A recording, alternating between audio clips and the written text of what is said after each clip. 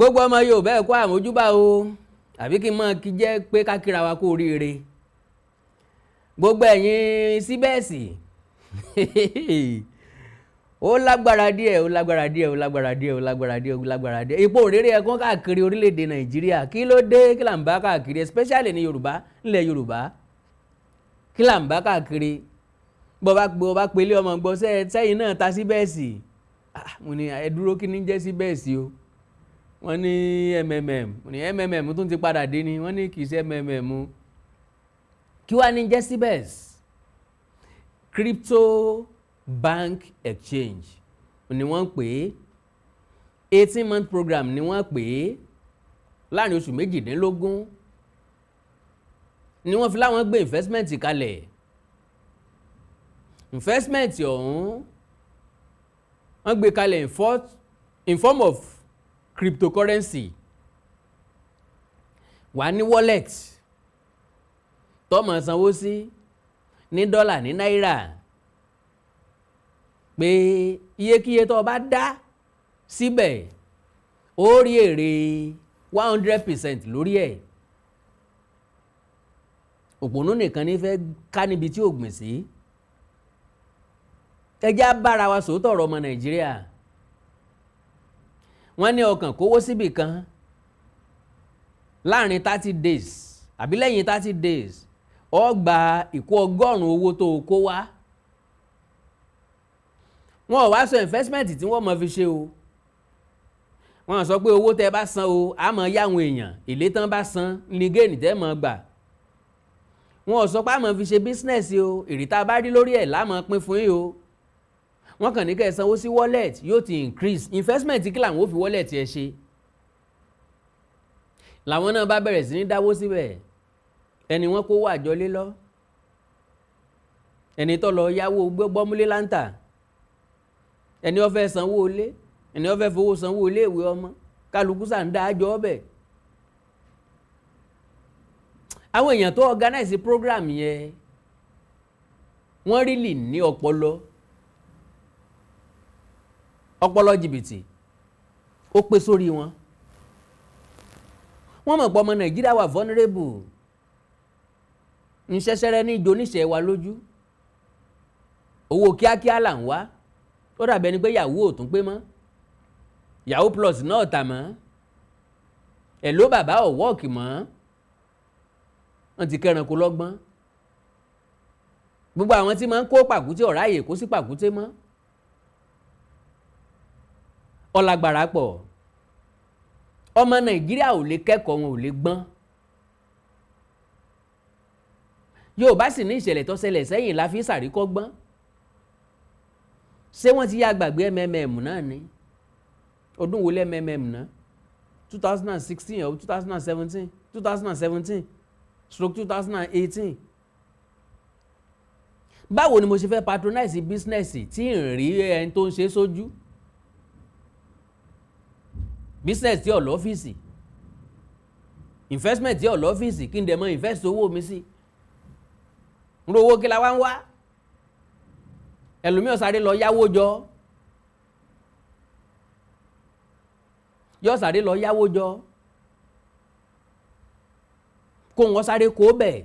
kó wọn gba èlé tọ́pọ̀ rẹpẹtẹ wọn sanwó yín padà ẹ má wọrí o after 30 days ẹ má wọrí ọdún ìní wọ́n ra mọ́tò ọdún ìní wọ́n kọ̀lé wọ́n wá bẹ̀rẹ̀ sí ní fi gbèdéke sí i ń bá ilé gbowó òun lẹ́ẹ̀kan náà jẹ́ invest owó tọ́pọ̀ síbẹ̀ kéré mi ó lè bá a pọ̀ wọn mọ̀ pé wọ́n invest owó síbẹ̀ kádàánù wọn ó lè bá a pọ̀ èmi ò ní ọ̀rọ̀ ìbánikẹ́dùn kankan fáwọn tí wọ́n lulẹ̀ tí wọ́n pàdánù ìdí ni pé ẹni wá fàǹwófò lọ́rọ̀ wọn mo wí lẹ́ẹ̀kan mo ní àwọn tí wọ́n organize Cybex yìí àwọn tán gbáríjọpọ̀ tí wọ́n kó jọ wọ́n ti rí para àwọn èèyàn ti sílé lórí ọ̀rọ̀ MMM wọ́n á fún ní publicity lórí social media wọ́n fún àwọn influencer lówó àwọn celebrity ìwọ náà bá ń bọ́ sí lọ bá ń kó sí ó fẹ́ gbowó tó ṣiṣẹ́ rẹ̀ níjọ́ wo la tó fẹ́ kọ́gbọ́n níjọ́ wo la tó fẹ́ gbọ́n ńjọ́ wo la tó fẹ́ nígbàgbọ́ nínú àtẹ́lẹwọ́ wa ńjọ́ wo la tó fẹ́ lé tí ò sí. Ọlọ́run ọba ní kọ́lé fún ni ní ra ọkọ̀ fún ni ẹni Ọlọ́run ọba kọ́lé fún ó kàn ń ṣe lásán ni. Bólúwọ̀ ọba kọ́ ilé kọ́lékọ́lé ń ṣe lásán ni. Ìyẹn lè ralẹ̀ ìyẹn lè tó blọọkì sórí ẹ̀kọ́ mọ́ yọrí ẹ̀ tí èè jáde láyé Ọlọ́run ní kọ́lé fẹ́ dà á. Ìyẹn lè fẹ́ràn mọ́tò kọ́ mọ́ gùn tí èè jáde láyé èpè kọ́ ikú nìkan ló lè kárí. Lórí WhatsApp wọ́n create different WhatsApp group wọ́n wá kàn pa fáwọn èèyàn bó bá ti lè kó sí wọ́n á ní oní láti fi rìfá àwọn oní láti tún mú èèyàn wá bó bá ṣe mú èèyàn wá sí lèrèrè ó ṣe pọ̀ sí bọ́n ṣe ń pọ̀ sí nìyẹn o bọ́n ṣe ń pọ̀ sí nìyẹn o. Àkàndá ọ̀rọ̀ Awíkonko ǹjẹ́ wá mọ̀ gbà tí wọ́n yọwọ́ gbàtán kákọ́ máa yọwọ́ nínú oṣù kẹrin ni wọ́n kọ́kọ́ yọwọ́ wọ́n kọ́kọ́ collapse network wọn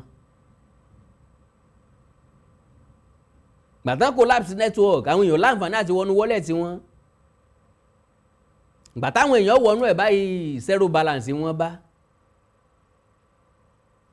ìgbà tí ó tún fi tóbi jọ́ mélòó kan ṣẹ́wọ̀n pé àwọn network wọ́n sọ pé maintenance làwọn ń ṣe o ẹ lè nídìíwọ́ láti wọnú àkáǹtì yín ní báǹkì o login sínú àkáǹtì wa là nílé wọnú ẹ̀ tàbí láfẹ̀ẹ́ transfer wo là nílé rí transfer àbí ló tiẹ̀ wọlé sí inú internet bank ẹ lò ní rórúkọ àkáǹtì débi pé o fẹ́ rí balance tó ní. Gẹ́gẹ́ bẹ́ẹ̀ náà làwọn èèyàn ṣe rò pọ̀ jẹ́ wọ́n wá ní ẹ̀yin tó bá jẹ́ wípé $2,000 ńlọ wà nínú wọ́lẹ̀tì yín ẹ san $200 láti retrieve ẹ̀.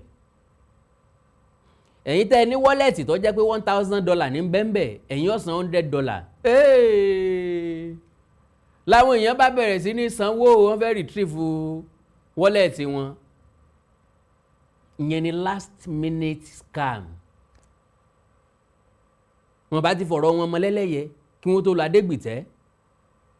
Wọ́n bá ti fọ̀rọ̀ wọn mọ níbà kí wọ́n tó kàbùkù tán pátápátá kí wọ́n tó jẹ gbèsè tán pátápátá wọ́n bá tún fi pọ̀ lùkì wọ́n bá tún jìyà mọ́pọ̀mọ́pọ́n méje. Wọ́n wá ń gbẹnu òkè bí ọ̀gbẹ́nu òkè fún ọ̀gùn wọ́n wá ń wa ẹkún mu ọmọ iye táwọn yẹn kó lọ ni 1.3 trillion naira 1.3 trillion naira kò ń ṣe bílíọ̀nù náírà o bílíọ̀nù lọ́nà 1000 ní jẹ́ trillion 1.3 trillion naira. My lovely brothers and sisters, àwọn EFCC láwọn ti tọwọ́ sí àwọn ti tọwọ́ bọ̀ o àwọn ó track wọn àwọn ó wá wọn àwọn ó wo ọ̀nà táwọn bá lè gbà pẹ̀lú àfọwọ́sowọ́pọ̀ àwọn kí lórúkọ ẹ̀ àwọn Interpol ọ̀nà méjì wọ́n gbàgbọ́ owó lọ́wọ́ àwọn èèyàn through naira through cryptocurrency wọ́n gbọ́n gan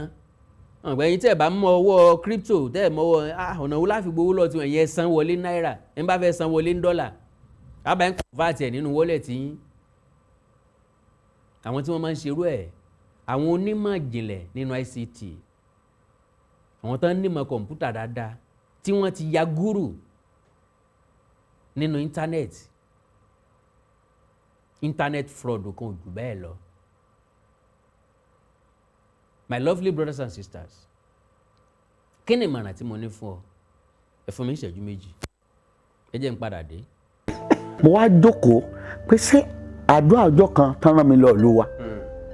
kí di wòlíì yẹn rán mi lọ sí nígbà wàhálà ẹ pọ̀ tí mo lọ last ó ní lọ fẹ́ràn àbọ̀sìn tọrẹ àsanso mímọ́lẹ̀ ni. Wow. Ó wá ní obìnrin ni mo gbọ́dọ̀ fún tí n bá fẹ́ bọ́.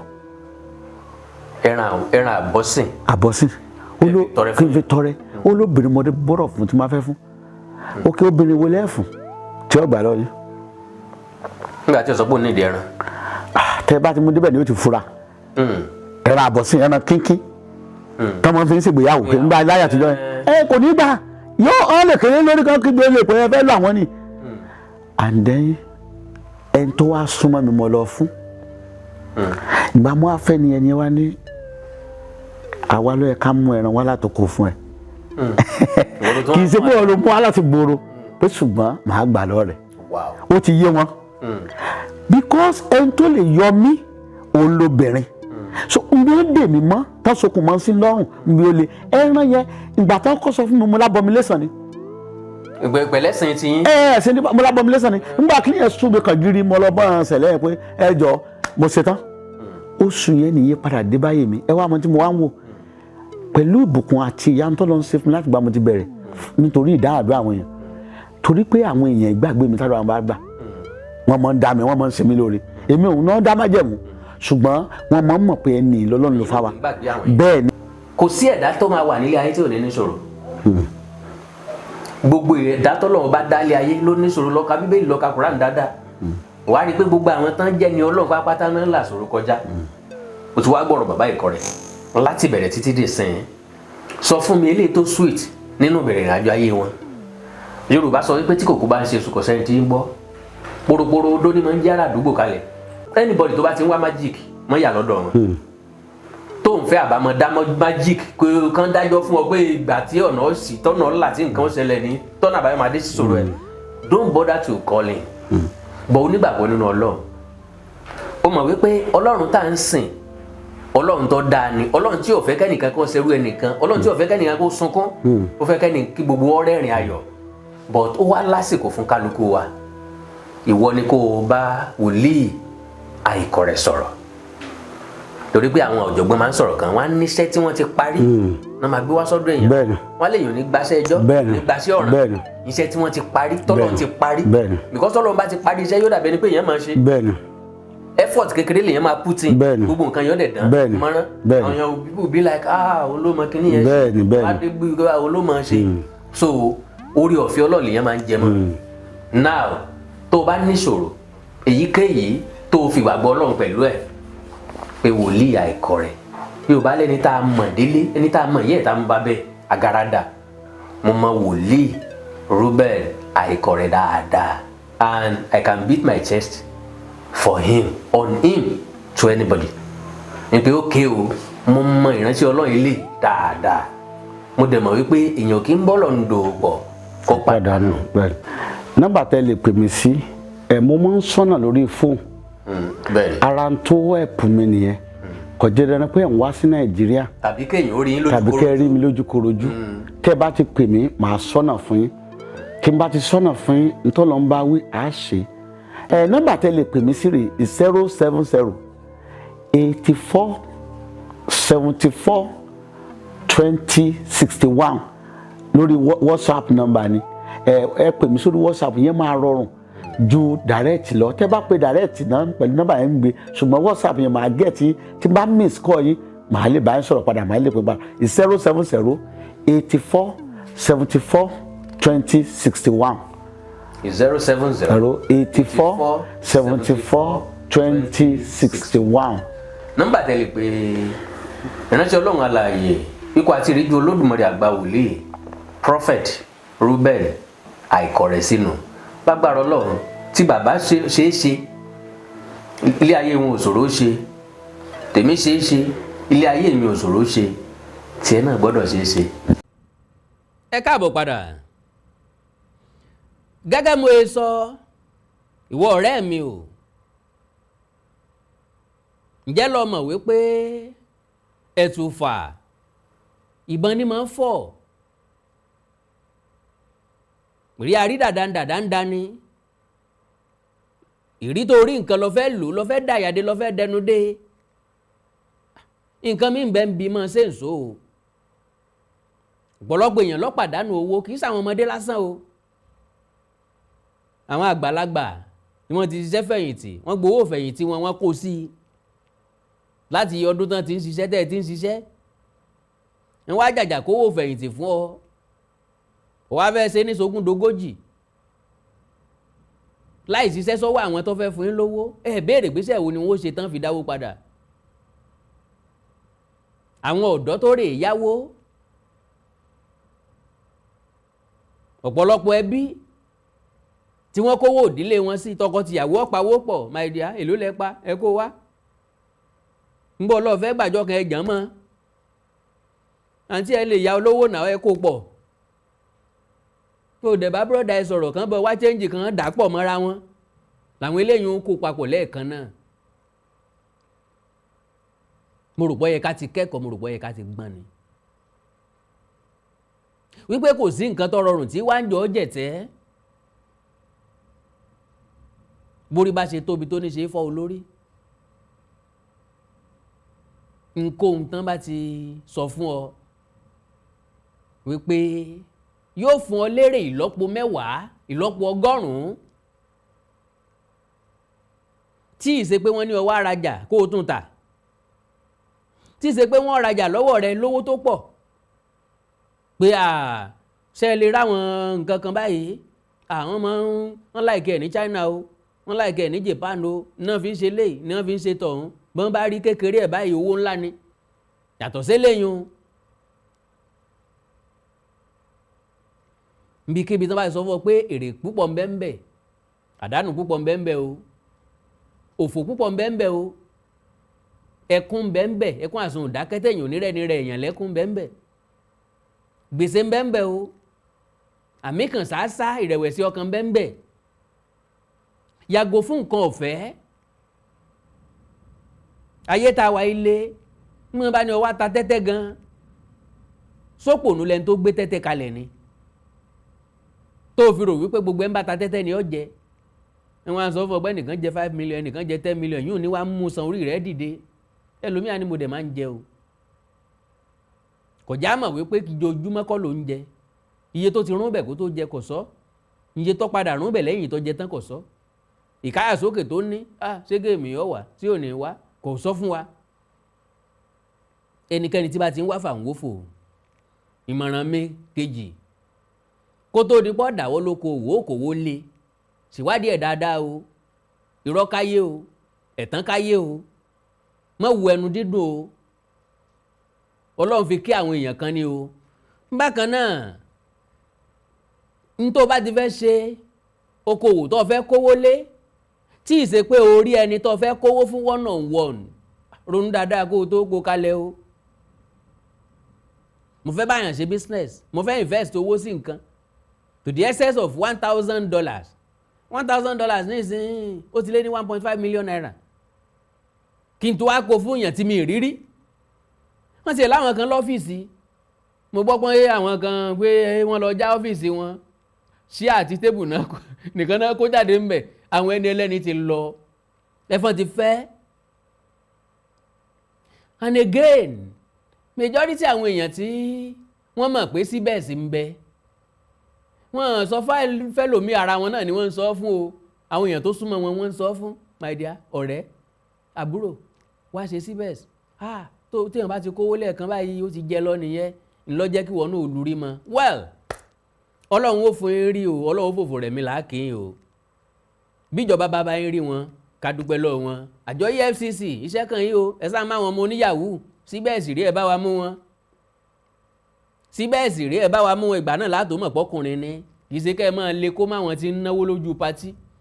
àwọn tí ọ̀yáwó lọ́wọ́ yín tẹ́ ń lè pọnpọ́n mọ́ and you are abusing our naira no spray no money spraying on party in party ìyẹn eléyìí lẹ̀ ń lé káàkiri àwọn lẹ́sàrẹ́ gbé lọ ilé ẹjọ́ àwọn ọmọ yahoo lẹ́sàrẹ́ gba mọ́tò lọ́wọ́ wọn gba laptop lọ́wọ́ wọn gba fóònù lọ́wọ́ wọn Cybex rí ẹ bá wa mú wọn akanda ọ̀rọ̀ Awíkonko ló kọ mi àjáwọ̀ àrò Awíkonko aṣọ lójú ọlọ́rọ̀ bọ́lọ́rọ̀ bá gbọ́ kí n bá ńlá bọ́ ọlọ́rọ̀ ó ṣe ẹ ǹlẹ́ o ẹ̀yin tẹ́ pàdánù owó o Ọlọ́run ní jẹ́ pàdánù ọmọ ẹ̀ ní pàdánù ara yín ṣùgbọ́n ẹ lajú yín dáadáa ẹ má ṣòwò tí ó bá jẹ mọ́ṣẹ́ kò sí òwò tẹ́dà fẹ́ ṣe láyè tí ó fún yàn ní return of 100% olè nìkan ni àfi jìbìtì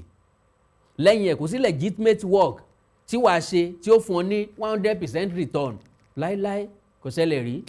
ẹnu Olódùmarè nífẹ̀ẹ́ nìkan ọ̀gbọ̀n wá sílẹ̀ láìkẹ́ follow page mi lórí Facebook Awíkonko TV ẹ subscribe sí YouTube channel mi Awíkonko TV ẹ wá ní nǹkan pàtàkì tẹ́ fẹ́ kájọ sọ ẹ já sọ lórí WhatsApp +234 904 851 9362 +234 904 mọ láwọn ọ̀rẹ́ táwọn náà lulẹ̀ táwọn náà ṣe síbẹ̀ sí o kọ́lọ̀ ọ̀rọ̀ gbogbo yín lọ́kàn ṣe ni gbogbo wọn ń kárí sọ káàkiri mọ̀ ní ẹ sì sọ fún mi Ọlọ́run Elédùmarè ń gbọ́ ọmọ ẹ̀sẹ̀ ń gbọ́ nípa Cybex for the first time bóyá lọ́jọ́ Tuesday yes ọjọ́ Tuesday ni mo ẹ̀sẹ̀ ń gbọ́ for the first time nípa Cybex ń bẹ̀ gbọ́ rí pápá ẹ̀yìn tí ẹ̀kọ́ máa cross ẹ̀ rí pàápàá ọjọ́ Tuesday ni mo dóṣogbo náà ni mo ń rẹ́nu ẹkún ṣe ìsáàkówó tọ́gbọ́ sí ní ewo tó ń sí bẹ́ẹ̀ sí wọ́n bá kálà yẹn bá ṣe fún mi. bẹ́ẹ̀ bá nìkan pàtàkì tẹ́fẹ́ kájọ sọ ẹja sọ lórí WhatsApp +2349048519362 èdè àti àṣà Yorùbá ò ní wọ mi o orílẹ̀-èdè Yorùbá ò ní dàrú ìlú ẹnìkọ̀ọ̀kan wa yóò tòrò mìnìmìnì ajíwá ṣe o. Awíkonko Development Fans Club ilé aláyọ̀ ilé wa. Awíkonko Development Fans Club ilé aláyọ̀ ilé wa. Ẹgbẹ́ tó dúró fún ìdàgbàsókè àti tẹ̀síwájú èdè àṣà àtún àjogúnbá ilẹ̀ Yorùbá. Ẹgbẹ́ tó fẹ́ ìrẹ́pọ̀ gbogbo ọmọ Yorùbá tó tún gbé àṣà àti ṣe Yorùbá lárugẹ. Awíkonko Development Fans Club ilé aláyọ̀ ilé wa. Awíkonko Development Fans Club Worldwide. Ẹgbẹ́ tí kò rọ̀gbọ̀kú lé ìjọba. Ẹgbẹ́ tó dúró fún ìdàgbàsókè àti ìtẹ̀síwájú èdè, àṣà àtún àjogúnbá ilẹ̀ Yorùbá. Pẹ̀lú àtìlẹ́yìn gbajúgbajà pèdèpèdè ni. Àkàndá ọ̀rọ̀ Awíkonko. Ẹgbẹ́ tó ń fẹ́ ìrẹ́pọ̀ gbogbo ọmọ Yorùbá. Ẹgbẹ́ tó ń gbé àṣà àti ṣe Yorùbá lárugẹ. Ẹgbẹ́ tó dúró láti ṣàtìlẹ́yìn tó gbọ̀ngbọ́n fún àkàndá ọ̀rọ̀ Awíkonko àti àwọn ètò rẹ̀ káàkiri àgbáyé. Àǹfààní wà láti darapọ̀ mọ́ wa. Ẹ bá wa sọ̀rọ̀ lórí WhatsApp nìkan. Ẹ lè pè wá, ẹ lè send text message tàbí voice note pẹ̀lú àwọn nọ́mbà wọ̀nyí +2348053270136 tàbí ààrẹ ẹgbẹ́ Adéolú Adékọ́lá lórí +17048912729. Awíkonko Development Fans Club Worldwide ilé aláyọ̀ nílé wa.